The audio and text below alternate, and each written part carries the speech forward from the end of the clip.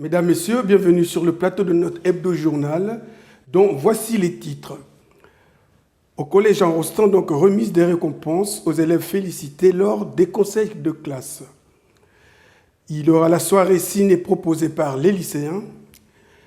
Ensuite, la rencontre au lycée avec un polytechnicien poète. Il y aura donc aussi la lecture de quelques poèmes par ce même poète à la médiathèque. Ensuite, nous irons voir en mairie ce que c'est que la révision des listes électorales. Nous terminerons par les archives de Beffroi Vision avec l'installation de la fontaine monumentale et son inauguration. Mesdames, Messieurs, bonjour. Remise des récompenses aux élèves félicités lors des conseils de classe. Au Collège Jean Rostand, on peut parler d'émulation. Des élèves qui ont été félicités lors des conseils de classe ont été récompensés. Valeur de cette distinction, une carte cadeau de 10 € que l'élève peut utiliser à sa guise. Au Collège Jean Rostand, un reportage de Claude Delcourt. Eh bien, on est très heureux de réunir chaque classe de 3e, comme on le fait pour les 4e, 5e et 6e, qui ont reçu des récompenses positives au conseil de classe sur un trimestre.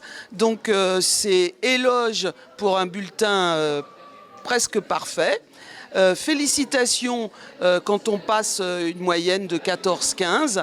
Et puis tous les élèves sont présents parce qu'on espère les motiver. Ils ont une carte cadeau que le département nous donne de 10 €. Voilà, alors j'ai Monsieur Denain qui est professeur principal en mathématiques en 3e. Alors comment sont choisis les élèves ? Alors, les élèves sont choisis selon les critères de réussite scolaire, donc en fonction des résultats qu'ils obtiennent dans les différentes matières. Et en fonction aussi de leur comportement, parce qu'on ne forme pas que des élèves à différentes disciplines, on les forme aussi en tant que futurs citoyens. Et donc la vie en communauté est aussi prise en compte dans l'attribution des récompenses.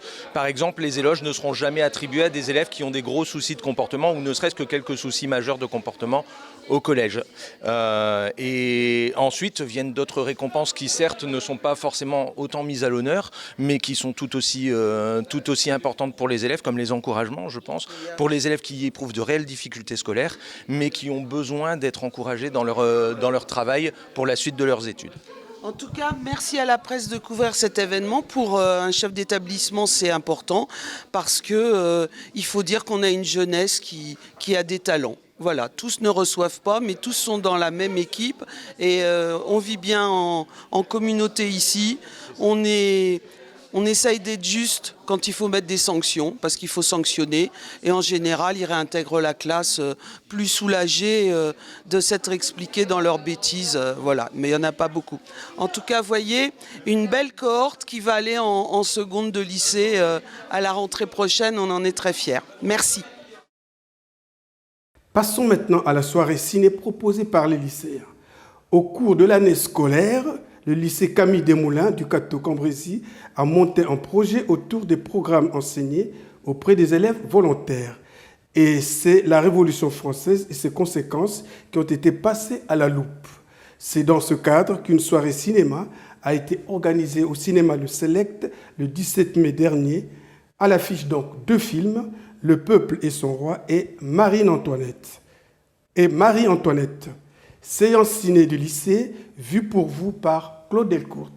Voici le reportage. Donc bonjour, je suis Monsieur Descamps, donc professeur d'histoire-géographie au lycée Camille Desmoulins, et puis je voulais profiter de cette occasion pour présenter la dernière étape de notre projet avec les élèves sur les héritages de la Révolution française. Donc après avoir fait au mois de mars une exposition à destination des Cartésiens, une conférence le mardi 14 mai, nous voici donc ici réunis au cinéma pour un ciné-lycée dont le but est de sensibiliser les spectateurs grâce au cinéma sur la portée de la Révolution française pour notre société. Alors le travail des élèves a été, je dois dire que j'étais assez épaté parce que les élèves ne se sont pas freinés dans leurs efforts, ont joué le jeu jusqu'au bout en proposant des films et en expliquant pourquoi ils les avaient choisis.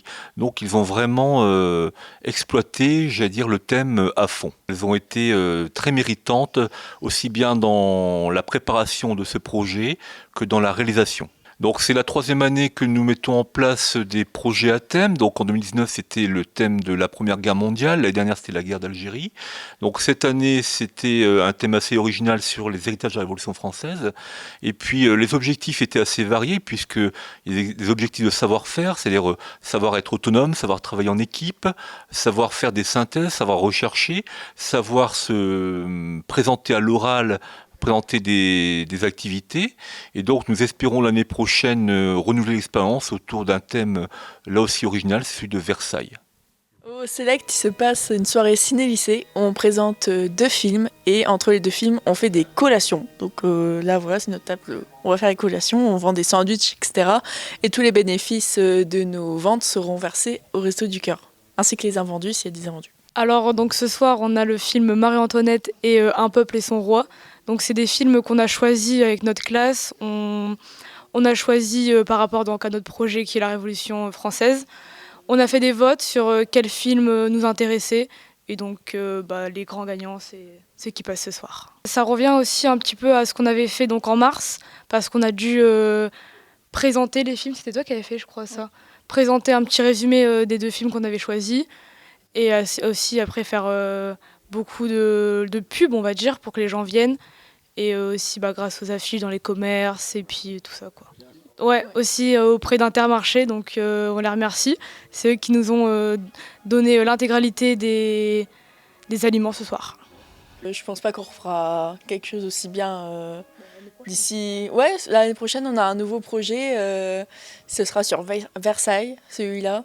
Mais sinon, voilà, c'est une superbe soirée, quoi. Et nous, on est bien, on s'éclate, on sait qu'on fait des bonnes actions tout en s'amusant, en réalité. Donc, voilà. Merci. Pas de problème, de rien. Alors, que pensez-vous de l'initiative de ces jeunes et du film que vous venez de voir ? Je trouve que c'est une bonne façon de refaire un petit peu l'histoire et de voir un petit peu les comportements des personnes dans le temps aussi.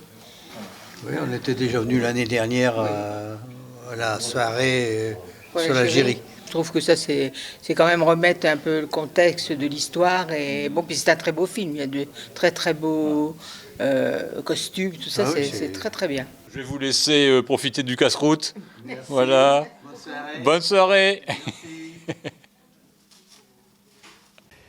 Et maintenant, rencontre au lycée avec un polytechnicien poète.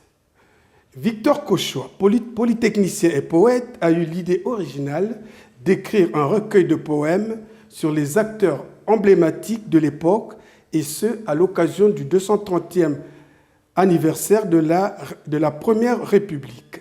À chaque personnage, une poésie, en plus de repères biographiques et historiques.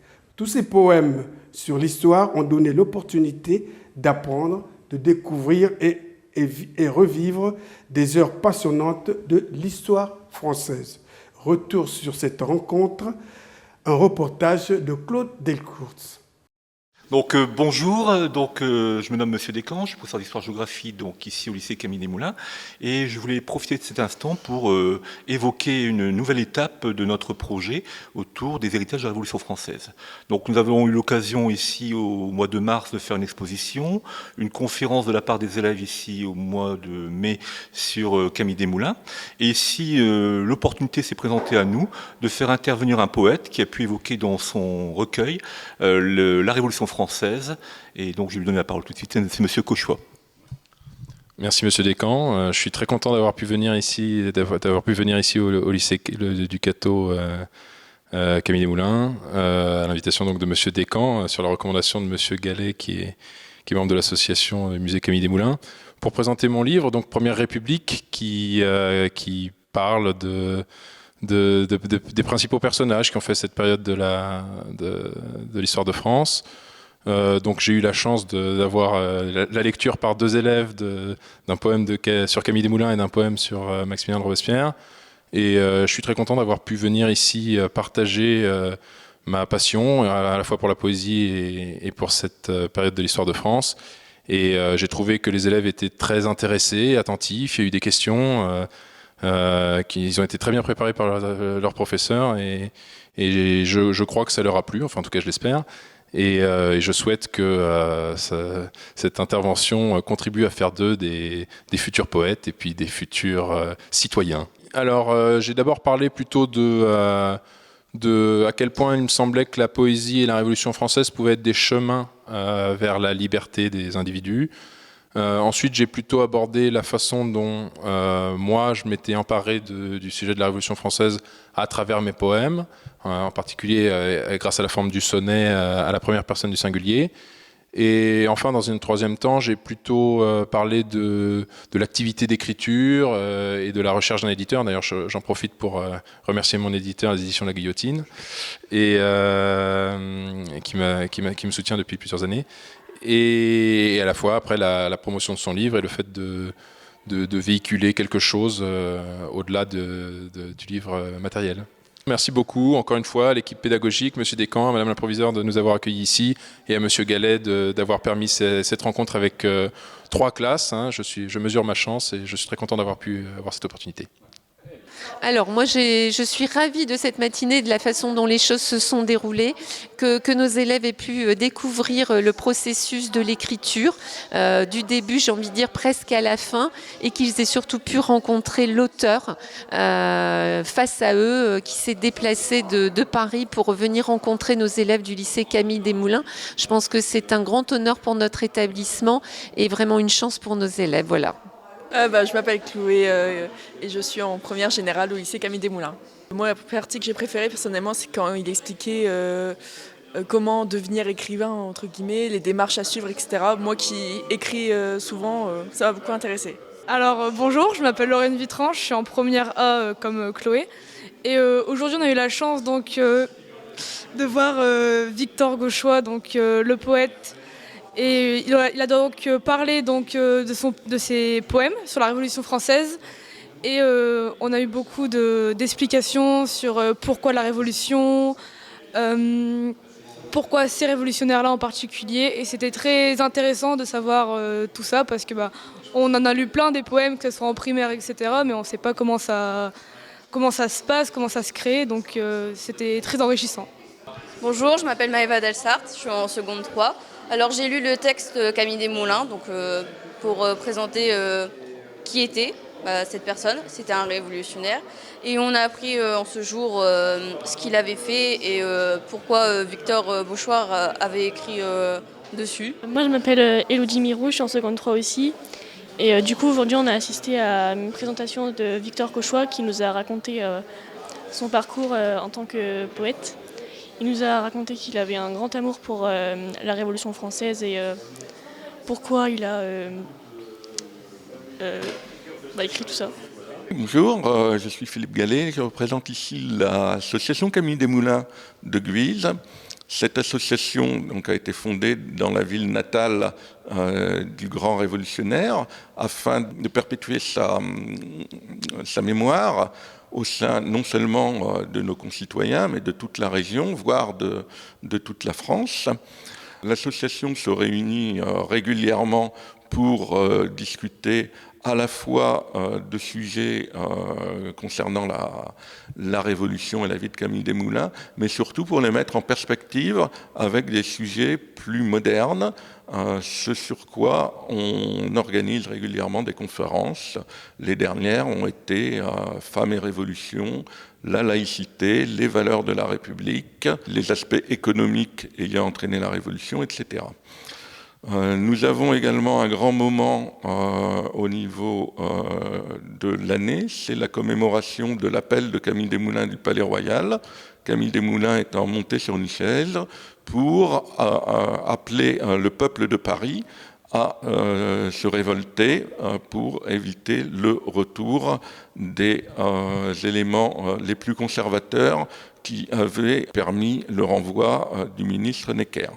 Donc, quand on regarde les dates, le 12 juillet, c'est 2 jours avant le 14 juillet, l'appel de Camille Desmoulins a permis de déclencher une émeute qui a finalement débouché sur la prise de la Bastille.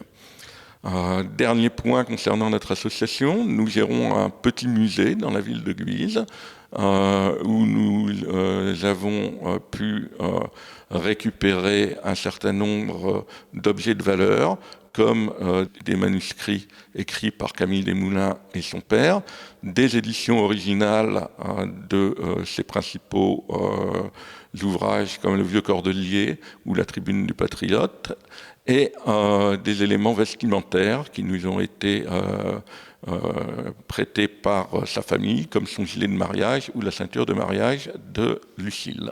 Pour moi, cette matinée est, je dirais de manière plus générale, l'ensemble des manifestations organisées autour du projet pédagogique porté par le lycée Camille Desmoulins du Cateau et notamment par M. Descamps, correspondent tout à fait à ce que nous souhaitons au sein de l'association, à savoir dépasser notre petit cercle d'adhérents pour avoir un maximum de contact avec le public et plus particulièrement avec les jeunes. Donc, en ce qui concerne la matinée à proprement parler, comme l'ont dit précédemment messieurs Descamps et Cauchois, j'ai trouvé l'écoute des élèves excellente, les questions pertinentes. Bon, je ne doutais pas bien sûr de la qualité de l'exposé de Victor, qui a également été à la fois très dense et à la fois très pédagogique et très facile à comprendre, très bien adapté, je dirais, au public d'élèves de seconde et première qui étaient là. Donc je me félicite totalement de cette matinée. J'espère que cet après-midi à la médiathèque, nous aurons le même succès. Et enfin, nous comptons bien poursuivre notre coopération sur d'autres projets comme le concours Camille Desmoulins dans les prochaines années. Alors, lecture de quelques poèmes par ce même poète. Notre poète, donc Victor Cauchois, a fait la lecture de quelques poèmes à la médiathèque, et ce, devant un auditoire attentif et intéressé. Reportage Claude Delcourt.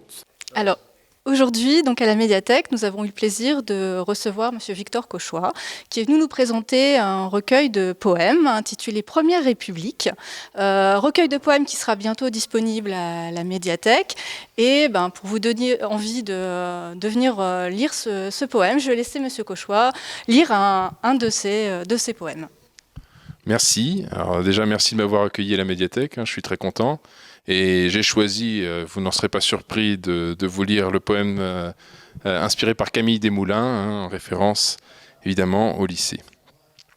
Ah, si tous les hommes pouvaient me ressembler. Je suis un enfant qui est devenu adulte. J'ai gardé le goût de la joie et du tumulte. Je joue au bègue qui subjugue une assemblée. C'est moi, pour mon malheur, qui ai semé ces blés. L'indulgence récolte des germes d'insultes. Je ne voulais la fin que du trône et du culte. Je me retrouve devant la faux à trembler. L'homme qui veut croire en l'homme est voué aux larmes quand la tyrannie courtise la République. La bienveillance est un trouble à l'ordre public. Moi, le premier à avoir appelé aux armes, j'ai la dernière suée qu'ont tous les martyrs. C'est trop tôt, 33 ans, pour devoir partir. Merci. Passons à la révision des listes électorales. Avant des élections, un toilettage s'opère, ce qui donne lieu à une révision des listes électorales pour des objectifs précis. Prendre en compte des nouveaux inscrits pour des raisons de leur majorité, prendre aussi en compte des nouveaux arrivants et ceux qui ont quitté la commune, sans oublier les disparus par décès. Voilà donc le travail de cette commission communale qui procède à la révision des listes électorales établies par l'agent territorial. Les explications sont d'Annie Dorlot, le reportage est de Claude Delcourt. Alors bonjour à toutes et à tous. Aujourd'hui, c'est donc tenue la réunion pour la commission de contrôle chargée de la révision des listes électorales. donc en présence de moi-même, de Monsieur Richard, de Monsieur Estevé, Monsieur Panteny, Monsieur Legrand et Madame Beck qui est au service des élections. Donc les inscriptions se sont faites du 16 juin 2023 au 14 mai 2024. 141 inscriptions ont été faites, réparties de la façon suivante. 77 inscriptions d'office provenant de l'INSEE, 64 personnes venant d'une autre commune et qui étaient donc une première inscription ou une réinscription. Les radiations qui se sont faites à la même date, 284 radiations, suite à 76 décès, 55 changements d'adresse dans la commune, 76 inscriptions dans une autre commune, 27 radiations d'office, 37 notifications de radiation, 13 accusés de réception de l'avis de radiation. Toutes les décisions ont été validées par la commission et les tableaux ont été signés par les membres de la commission. Et tout ça, c'est pour les prochaines élections? Tout à fait, en prévision des élections européennes. Voilà. Qui ont lieu? Le 9 juin. J'allais dire le 7. Non, le 9 juin. Alors, passons maintenant aux archives de Beffroi Vision. Il était une fois l'installation de la fontaine monumentale et son inauguration. Mais ce fut fait en 4 épisodes. De toute façon, vous allez le remarquer.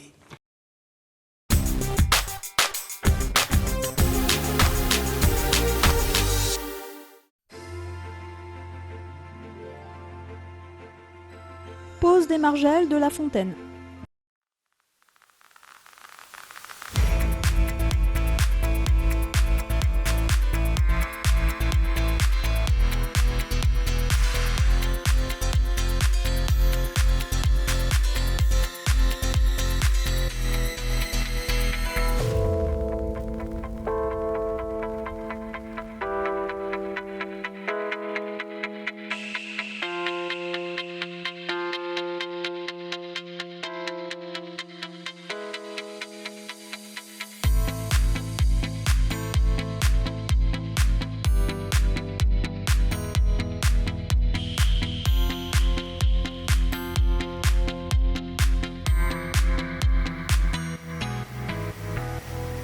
Nous sommes actuellement sur la place Richer et les premières margelles sont arrivées donc à pied d'œuvre pour la réalisation du bassin de notre fontaine monumentale.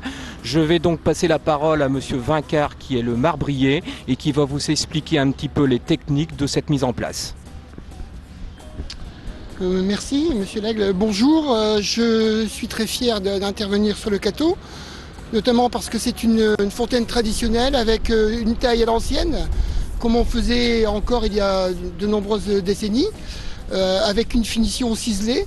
Ce sont des éléments massifs et il est assez rare dans notre métier de pratiquer des travaux de la sorte où on est obligé d'apporter un savoir-faire. C'est ce qui permet de revaloriser un petit peu le métier de tout ce qui est marbrerie, je dirais plus un petit peu même de taille de pierre. Donc la fontaine se compose de 16 éléments de à peu près 800-850 kg chacun, qui vont être assemblés tout autour, tout en périphérie, qui vont être scellés entre eux, qui vont être fixés sur la dalle de béton, non pas pour éviter la poussée de l'eau, mais simplement pour apporter une résistance au niveau de tout ce qui est infiltration d'eau et autres.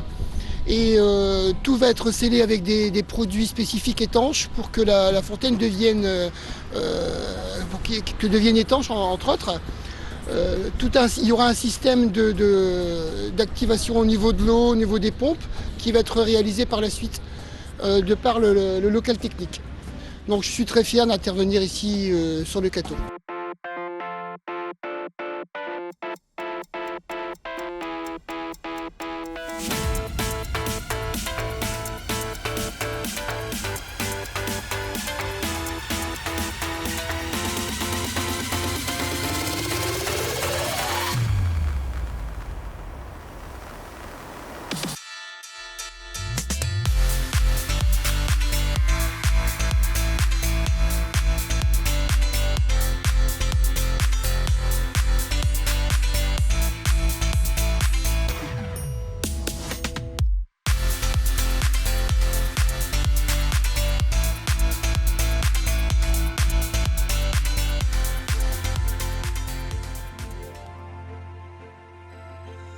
La fontaine est arrivée.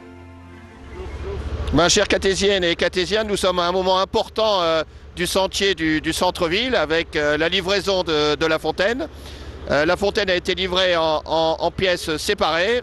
Il faudra attendre un délai de 15 jours pour réaliser son montage, permettre aussi l'alimentation en eau et enfin appliquer 2 couches de couleur puisque la livraison d'origine est de couleur rouge et elle reprendra sa couleur d'origine qui est le bronze. Et j'espère que les Cathésiens apprécieront cet investissement qui est fait uniquement pour eux.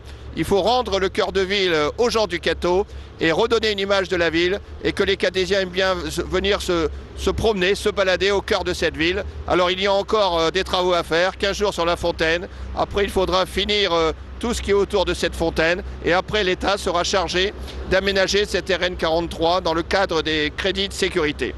Alors je pense que c'est une bonne nouvelle, les délais sont respectés, je pense que dans 1 mois maximum, tout devra être livré. Les Cathésiens se sont aperçus qu'on commence à monter les candélabres, on commence à monter le mobilier, on commence à installer aussi des petits arbustes, tout ça pour rendre le cœur de ville aux Cathésiens et surtout, 50 ans après sa disparition, c'est rendre l'âme du centre-ville aux gens du Cateau. Les margelles qui constituent tout le tour de la fontaine, eux viennent de Belgique et la fontaine proprement dit vient de Sommevoire en Marne, en Haute-Marne. Alors je tiens à souligner que l'équipe de Beffroi Vision avec des élus se sont rendus à la fois en Belgique et à la fois en Haute-Marne et j'espère que Beffroi Vision fera un reportage magazine complet sur la fabrication de cette fontaine et son installation ici sur le site parce que je pense que c'est quand même un événement formidable depuis pas mal d'années que le centre-ville reconnaît une certaine dynamisation et je pense que ça c'est un atout remarquable. Ce chantier est important, il rentre dans une politique pluriannuelle d'investissement. Dernièrement, vous avez pu vous apercevoir que la ville du Cateau a négocié avec réalisme et efficacité l'acquisition du Thalassa, la maison brûlée au carrefour de l'octroi. Celle-ci a d'ailleurs été déjà démolie et je pense que depuis 10 ans qu'on attendait cette démolition, c'est la ville qui a réussi cet exploit en négociant avec les trois propriétaires à un bon prix. Et maintenant les travaux de rénovation de la route départementale pourront avoir lieu. Et puis nous avons aussi programmé cette année d'autres types de travaux. Je pense à la station Total, dont les travaux vont certainement commencer en septembre en termes d'aménagement paysager en entrée de ville. Je pense aussi à ce qu'on appelle communément les pissotières situées au carrefour de Landrecy qui vont être mis en œuvre.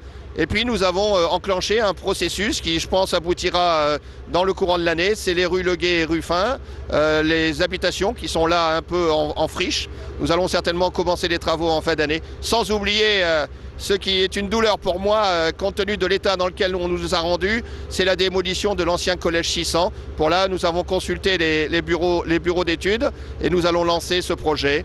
Et puis la dernière phase qui verra certainement le jour, ça sera le début des travaux cette année sur la VC 101 devant le collège pour essayer d'aboutir soit au carrefour Pont-à-Capelle, soit avant, si les négociations n'aboutissent pas.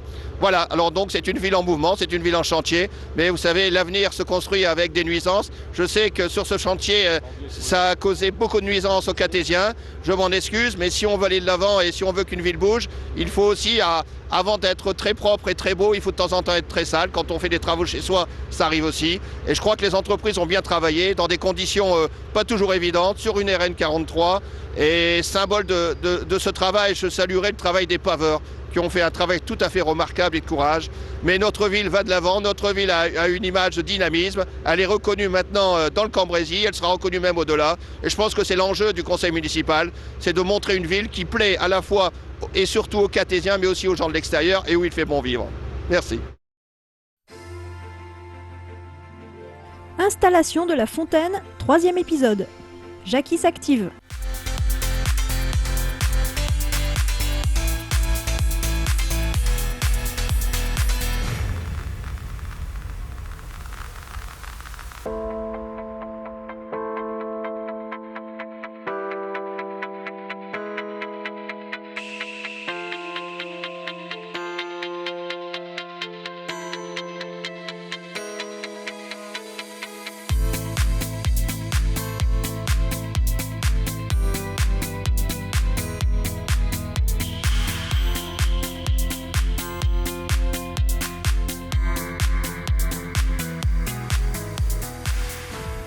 C'est une fontaine qui date de 1880 à peu près, hein, 1880. Ça fait entre 6 tonnes 500, 7 tonnes. Ça fait 6 mètres de haut. Il y a 12 têtes. C'est tout un ensemble de pièces. Il y a 2 pompes qui sont montées par ces messieurs là-bas. Il y a tout un circuit hydraulique dedans. Alors cette fontaine-là, elle a été moulée et barbée. Hein, et puis après, elle a été en atelier, donc en zone de montage. 160 heures de montage, sans les joints, sans préparation hydraulique, rien du tout. Après, elle a été envoyée en métallisation, peinture. Après, ils l'ont emballée en expédition. Ça arrivait ici, donc il y a 15 jours. Hein, et j'ai refait tout le montage qui avait été fait en atelier. Mais là, avec les joints, les becs verseurs, tout complet. Des difficultés pour l'assemblage? Aucune. Ok, vous avez l'habitude? C'est ma 3e. 3e de l'année? Non, et ça... Ah non, je voudrais bien, moi, en faire 3 par an. C'est encore à la mode, les fontaines? Ah oui. Ah ouais, c'est la mode. L'art est reparti. Hein. Ça avait disparu un peu, mais maintenant, c'est reparti et plein pot. Mais enfin, c'est une belle pièce. On est fiers de soi quand on monte une fontaine comme ça. Et fier de son entreprise. Hein. Ça, c'est pas courant quand même. Hein. On doit être une des seules usines en France à faire des grosses fontaines monumentales, je pense. Enfin, c'est une belle pièce. Et je remercie le Cateau quand même, j'ai été très bien reçu. Voilà.